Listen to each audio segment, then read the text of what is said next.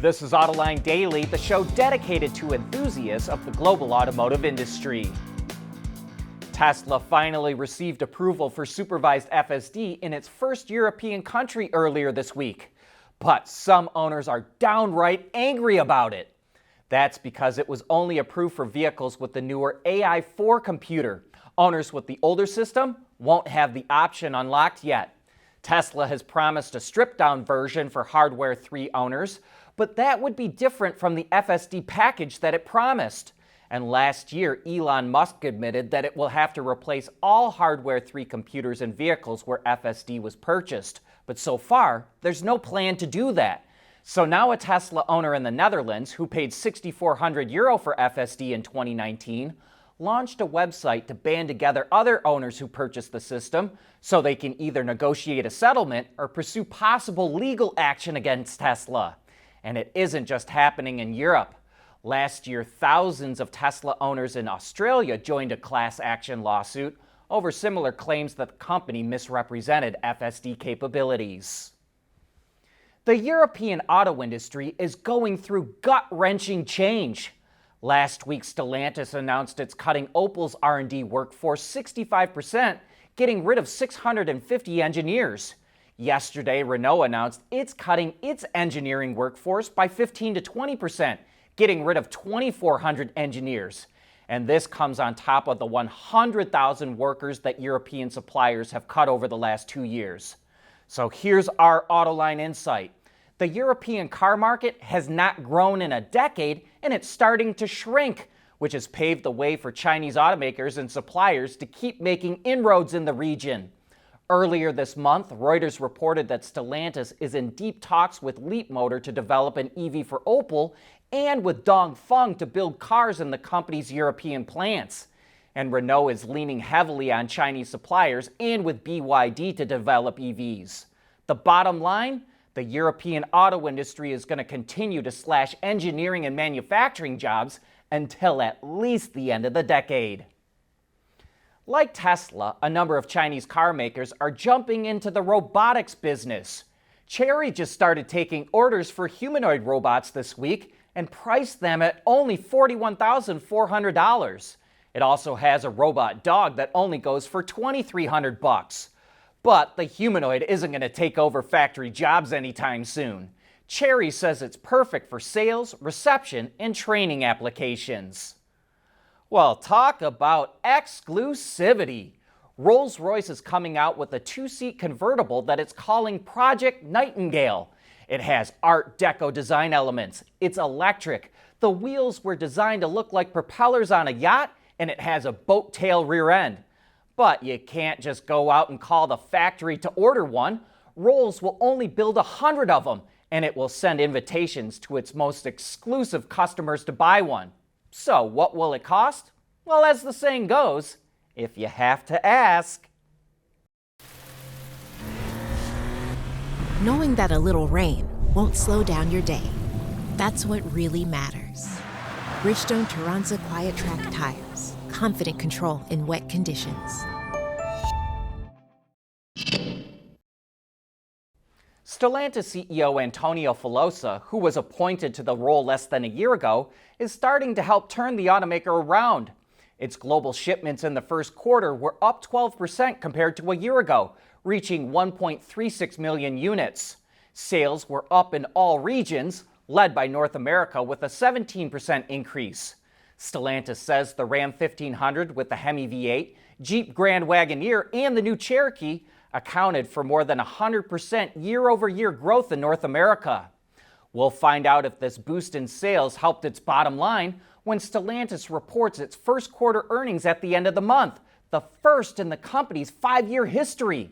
Most European companies only report earnings every 6 months. But Stellantis clearly wants everyone to know that things are getting better fast. It seems like the Robotaxi market is going into overdrive. The Financial Times reports that Uber is investing more than $10 billion into robotaxis, with $2.5 billion of that for equity stakes with operators, and the other $7.5 billion going towards buying thousands of autonomous vehicles.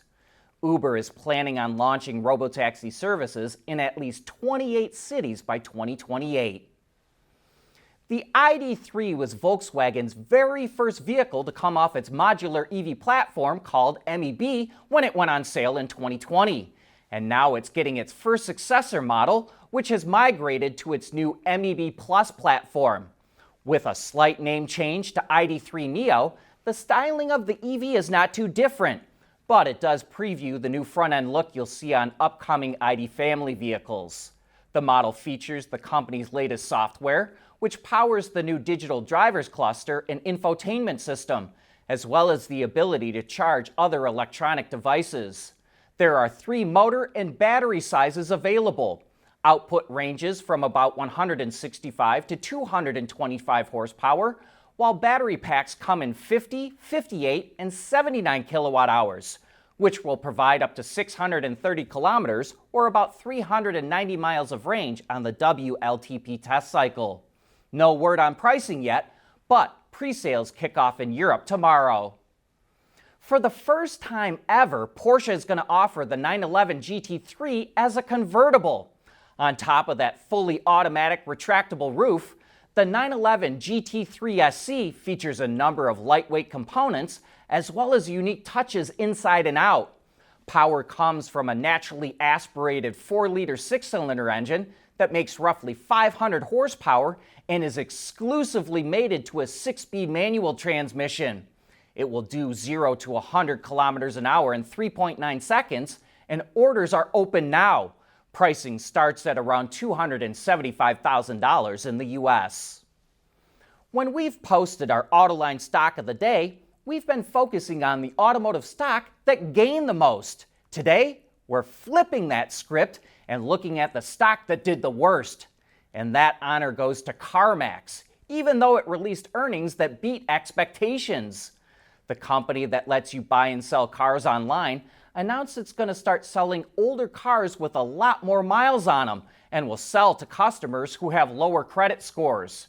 CarMax says it's all about providing customers with more affordable choices, but investors clearly did not like the news, and the stock dropped over 15%, closing at $41.66. And that's a wrap for today's show. Thanks for tuning in.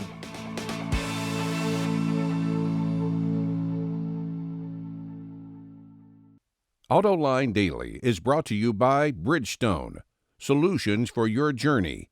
CSP, the composites solution partner.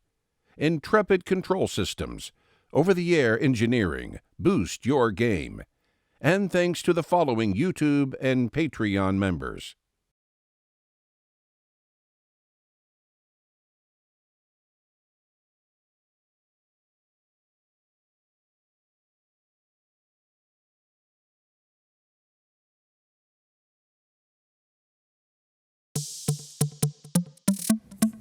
At Intrepid, we produce network hardware and software solutions, enabling vehicle manufacturers to innovate and design the next generation of modern mobility. Delivering scalable next-generation solutions requires thorough testing and validation of vehicle platforms. Intrepid specializes in network interfacing, data logging, simulation, and gateway capabilities. Intrepid's Neovi cloud platform provides real-time data collection, instant cloud upload, intelligent detection, advanced issue analysis, root cause identification, and remote update deployment. All of these steps ensure vehicles are cleared for production and ready for the road, taking your fleet testing into the future of mobility. Intrepid Control Systems, driven by your data. At CSP, we work with OEM engineers across the country on their journeys to lighter, safer, and more eco-friendly vehicles. Learn more at thecsp.com.